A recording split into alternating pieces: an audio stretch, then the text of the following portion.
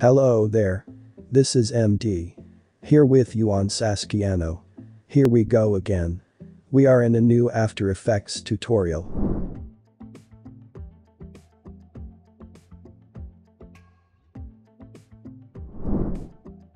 In this tutorial, you're gonna look at 3 panels that you were going to be accessing all of the time in more detail.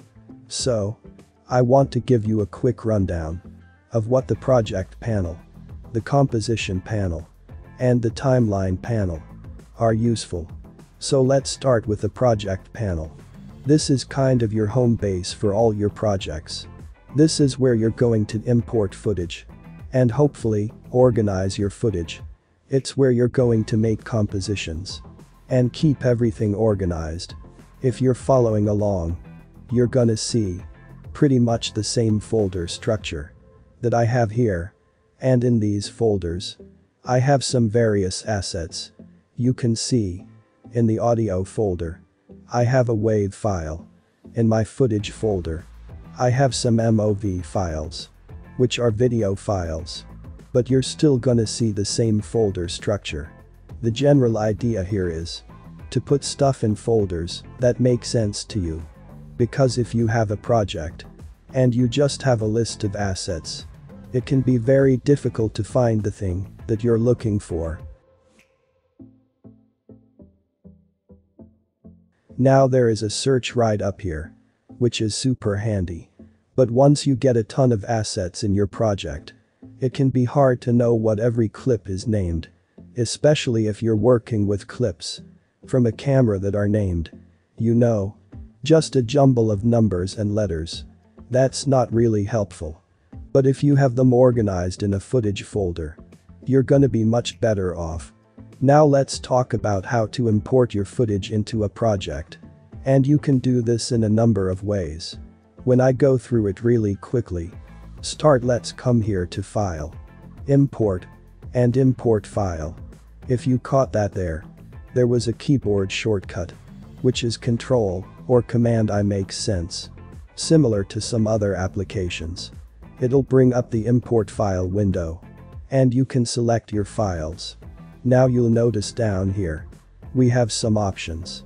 Depending on the type of file or how many assets you are importing.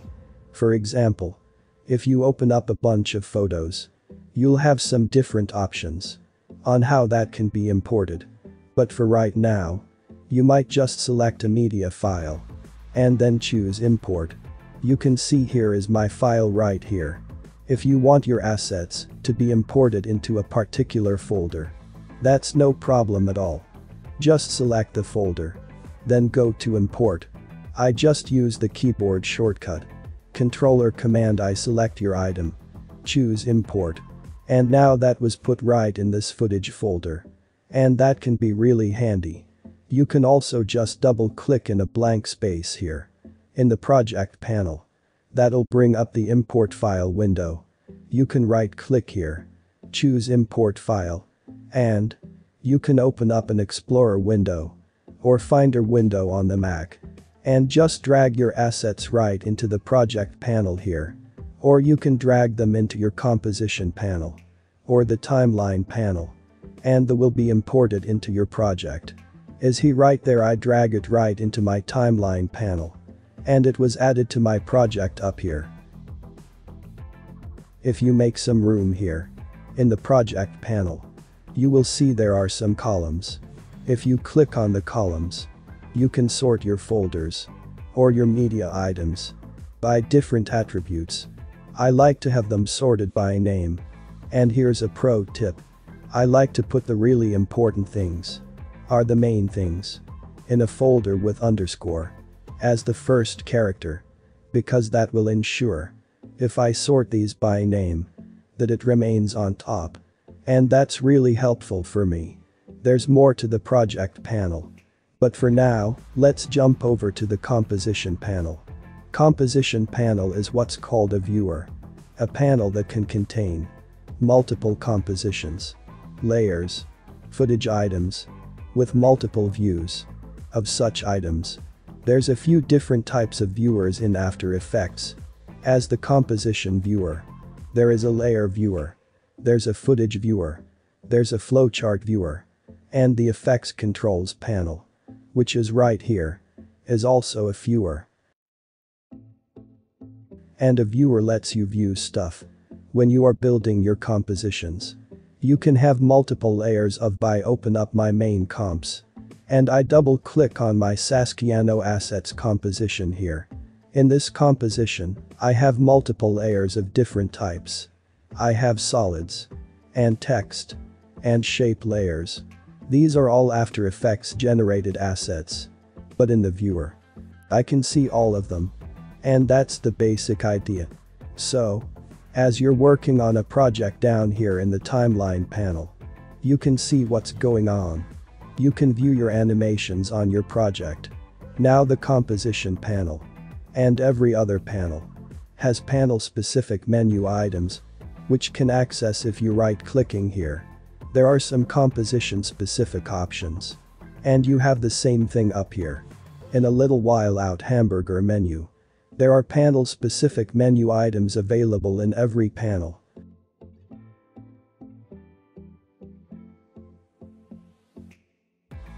In the composition panel, there are also a collection of buttons down at the bottom here. If you hover over these, it'll tell you what these do. And you're gonna see some of the most useful buttons here used in some upcoming lessons. Alright, now let's jump down to the timeline panel. Timeline panel is very similar to a sequence panel. If you've ever used a video editing application, this is where you assemble your project. You pull down your audio and your footage and whatever you need to make your video, to make your After Effects project. You put down here in your timeline panel. Basically, it's where you put all of your stuff. And you can trim the in the out points. And you can animate various aspects of your layers to create exactly what you want to see. Whatever you put in your timeline panel here shows up in your comp viewer. In fact, this is the timeline for the composition called Starter Comp. If I double click another one of these compositions, like this one, this is music. This will open up another timeline panel for this composition right here. Inside the timely panel, there are a ton of buttons and switches. We have a collection of buttons up here. And we can move the CTI right here, which is the current time indicator. You can trim the in and out points of your layers. You can animate all kinds of keyframes here. You can take this work area here. And you can make it smaller. So that when you play where you preview part of your composition, it will just loop on that section. Lots of different things here. I don't want to go into all of them right now, because it can be super overwhelming. One thing that I do want to show you are the panes that can be expanded and collapsed, that reveal different buttons and switches and toggles. And these three buttons down here will show you those panes. So if you hover over this one, it'll tell you that this is the layer switch pane. And let's just take a look at that.